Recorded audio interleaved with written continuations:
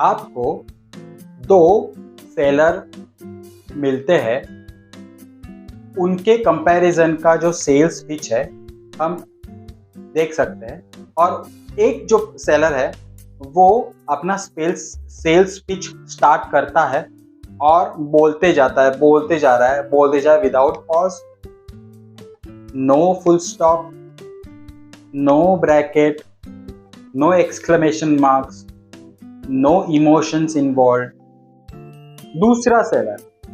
दूसरा सेलर भी आपके पास आता है और बोलता है कि आप ये प्रोडक्ट ले लो। वो शांति से बोलता है, बीच में पॉज लेके बोलता है, सब बातों को एक्सप्लेन करता है और देखता है कि सामने वाला क्या कर सकता है। तो ये जो वीडियो है, ये वीडियो को एक प्रोडक्ट के साथ में नहीं, आपको जो सेल्स पिच है, सेल्स पिच में कुछ कठिनाइयाँ होती है, वो कठिनाइयाँ को मैं क्लियर करने की कोशिश मैं करने जा रहा हूँ। मेरे साथ अंत तक बने रहना। अंत में आपको एक ऐसा टिप दूंगा कि जिससे आपका जो सेल्स पिच है वो इम्प्रूव होगा, उससे आपको बहुत सहायता होगी अपने सेल्स पिच, कस्टमर का ट्रस्ट जीतने में भी फायदा होगा। तो वेलकम मेरे साथ में सेल एनीथिंग विद सलमोन के प्लेटफॉर्म पे। आज हम शुरुआत करते हैं आज के इस वीडियो को। तो ये वीडियो में मैंने जैसे बताया कि दो सेलर हैं।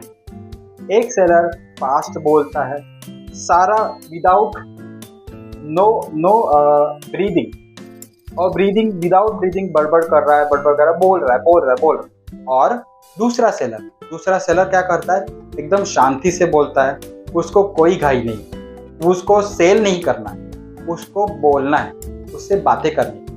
पहला सेलर बोलता है कि मुझे जल्दी जाना है, दूसरे कस्टमर मेरे वेटिंग कर रहे हैं, उनको भी सर्विसिंग देनी है।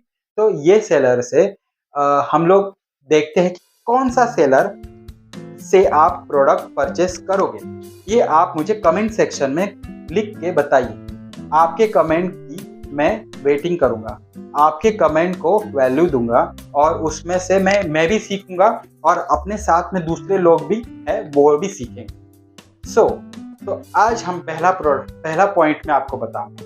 पहला पॉइंट ये है कि दूसरा जो सेलर है, जो एक शांति से बोल रहा है, और पहला जो सेलर है जो एकदम फास्ट बोल रहा है, उनमें से पहला पॉइंट मैंने क्या सीखा। पहला पॉइंट सीखा कि जो पॉज है, पॉज इज वेरी इंपॉर्टेंट। अगर मैं शांति से बोलूं, धीरे रुक के बोलूं, तो जो सुनने वाला है, ऑडियंस है, वो क्या करता है, अपने दिमाग में एक ऐसा चित्र बना देता है, जो चित्र को सेव कंट्रोल एस, जैसे हम लोग लैपटॉप पे एक्सेल में या वर्ड डॉक्यूमेंट कंट्रोल एस करते हैं तो वो सेव हो जाता है। तो वैसा ही एक चित्र बन के वो जो सुनने वाला है उसके दिमाग में बैठ जाता है। तो वो एक समय उसको वो पॉज में मिल जाता है। तो वो पॉज का जो महत्व है वो उसको ही पता है, जो सुनता है, जिसने हमें सुना है। हर शब्द को ब्रेन में जाने के बाद उसको समझने के लिए, उसका अंडरस्टैंडिंग आने के लिए समय लगता है। फॉर एग्जाम्पल मैं आपको बताऊंगा, अगर आपने बुक रीड की है, हर बुक में एक पैराग्राफ होता है, दूसरा पैराग्राफ होता है, तीसरा होता है, चौथा होता है। और अगर ये पैराग्राफ विदाउट ऐसा ही अगर लिखा जाए तो आपको कौन सा पढ़ने में अच्छा लगे। बचपन में हमें निबंध लिखने को बोला जाता था।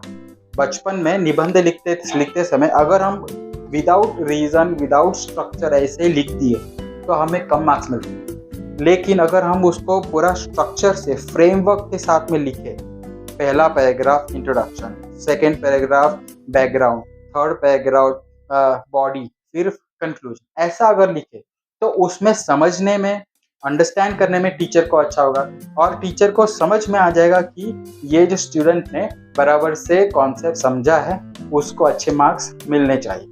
तो ये पॉइंट है। तो पहला पॉइंट क्या था, हर सेल्स पिच में आपको भागना नहीं, आपको शांति से बोलना है। आपको सेल करने के लिए भागना नहीं, आपको अपने कस्टमर को एक सोल्यूशन देना है, आपको अपने कस्टमर को एक वैल्यू प्रोवाइड करनी है, उनके जो प्रॉब्लम्स है उसको समझ के आपको इंफॉर्मेशन देनी है कि ये प्रोडक्ट आपका प्रॉब्लम सॉल्व कर सकता है। ये approach is perfect approach where you will find your customer trust in you immediately. अभी दूसरा पॉइंट ये है कि हम स्लो बोलना है। फॉर एग्जाम्पल, अभी अगर हम फास्ट बोलने वाले हैं या स्लो बोलने वाले, उन्होंने पॉज लिया और स्लो बोलना, ये दो चीज है। स्लो बोलने के समय हम लोग जो सुनने वाला है कस्टमर, उसको अपॉर्चुनिटी देते हैं कि वो इम्पोर्टेंट शब्द है उसको कैप्चर करें, उसको कैप्चर करके अपने दिमाग में बिठा ली कि ये बोलने वाला, अगर मैं 10 सेंटेंस बोलूं, 10 सेंटेंस में से अगर उसने 6 से 7 सेंटेंस अपने दिमाग में बिठा लिए तो मैंने बहुत कुछ अचीव कर लिया। अगर मैं 10 सेंटेंस फास्ट बोलूं, उसने से अगर एक भी सेंटेंस उसने दिमाग में बिठाया नहीं है तो मैं हार गया। तीसरा पॉइंट, डिक्लेरेटिव सेंटेंस। अगर मैं बोलता रहूं रैंडमली, उसको इंग्लिश में बोलते हैं रैम्बलिंग। मैं वापस से बोलता हूँ रैम्बलिंग, ये शब्द है।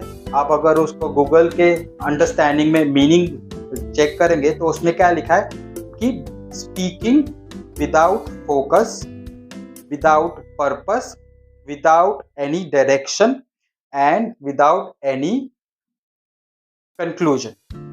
ये उसका मीनिंग गूगल पे है, रैम्बलिंग बोलते हैं कि उसको पता ही नहीं मैं क्या बोल रहा हूँ। डिक्लेरेटिव सेंटेंस क्या होता है कि मिनिमम एफर्ट्स मैक्सिमम रिजल्ट, कम शब्दों में ज़्यादा इंफॉर्मेशन देना। तो इससे हमारा समय भी बचता है और हम ज़्यादा बोल भी पाते हैं। हमारा जो समय भी बचता है, हम उसको ज़्यादा से ज़्यादा लोगों को अप्रोच कर सकते हैं। हम लोग ने ऐसा देखा है कि ये जो चीज़ें हैं, डिक्लेरेटिव स्टेटमेंट होता क्या है? डिक्लेरेटिव स्टेटमेंट अगर इंग्लिश में बोला जाए, एक तो होता है जो ग्रामर में active voice, passive voice. Mostly हम लोग पैसिव वॉइस वापरते हैं, लेकिन एक्चुअली हमें वापरना चाहिए एक्टिव वॉइस। प्रधानदर्शी व्यक्ति को एड्रेस करके बोलना, उसको बोलते हैं एक्टिव वॉइस। उसमें हम बहुत सी चीज़ों को एलिमिनेट करके, बहुत सी चीज़ों को निकाल के हम बोलते हैं और डायरेक्टली पर्सन टू पर्सन बोलते हैं। उसमें थर्ड पर्सन का कुछ भी इन्वॉल्वमेंट नहीं होता है, उसको बोलते हैं डिक्लेरेटिव स्टेटमेंट। ये डिक्लेरेटिव स्टेटमेंट के साथ में हमें क्या करना है? तो अभी ये जब चीज़ें होती है तो हमें क्या क्या करना है? तो और एक बात है कि हम ये जो चीज़ें बोली है, हम आपको बोलता हूँ कि आप ये चीज़ें से क्या सीखा, आप इसको इम्प्लीमेंट अभी कर रहे हैं या करने वाले हैं, इसके बारे में आप कमेंट सेक्शन में बताइए। आप मुझे इसको देख के, आपसे रिक्वेस्ट है कि आप मुझे बताइए। इसके बाद का वीडियो मैं अगली बार आपको कई नई प्रोडक्ट और नए कॉन्सेप्ट के साथ में मिलूंगा। तब तक के लिए अलविदा।